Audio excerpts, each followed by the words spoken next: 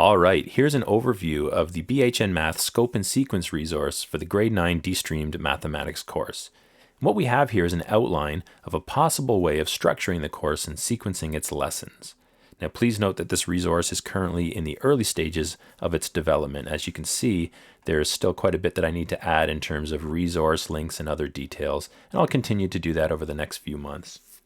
I'll also continue to make modifications to this table as we learn more about the details of the curriculum expectations and as we prepare for the implementation of this course. So let's take a look at what's happening in the table here. First of all, notice that things are color-coded.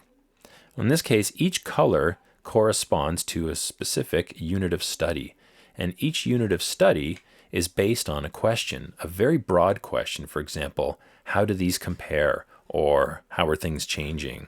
Or how can we describe the space around us? And the idea is that each lesson in the unit can, in one way or another, be linked back to that big question. Now, sometimes that's obvious. For example, comparing the volumes of prisms and pyramids or cylinders and cones obviously involves making comparisons. Sometimes it's not as obvious. For example, how does adding and subtracting monomials relate back to making comparisons? Well, really, this lesson is here to prepare for the next lesson on equation solving, which obviously does involve making comparisons, specifically comparing the left side and right side of equations. So in one way or another, each lesson is linked back to that question, and we always leave some time at the end of the unit here for looking deeply at those connections, going back through the unit and seeing the connections between topics, but also making connections back to that question, as well as doing some review and some assessment. Now, this idea is based on one of the formats of the long-range plans that was provided by the Ministry of Education for the elementary math curriculum. And I think it's a good idea for several reasons. First of all, when we structure the course this way, there's a good amount of variety within each unit, which is good for maintaining student interest. Also, this approach lends itself really well to a spiraled delivery of the curriculum in which students revisit the concepts repeatedly throughout the course. And clearly that is good for retention. So let's take a look at what's happening in each column. We see in the first column we have the units or the questions, and in the second column we have the day. Now this does not imply that each of these lessons would only take one day. It's really just for quick reference. Of course, how many days or how much time is dedicated to each lesson will depend on the dynamics of the class and their learning needs. In the third column, we have the actual lesson topics with some details there. And I'll continue to add the details as we build the resources and learn more about the expectations. In the fourth column, we have other notes.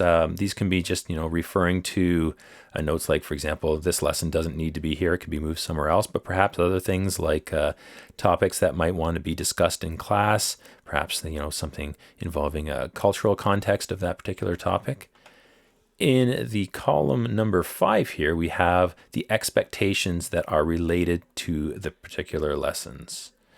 And finally, in the last column, we have the links for resources, and I'll be adding these in on a near daily basis over the next few months. And the idea is that you would click that link and it'll take you to the corresponding relevant BHN math page where you can access the resources.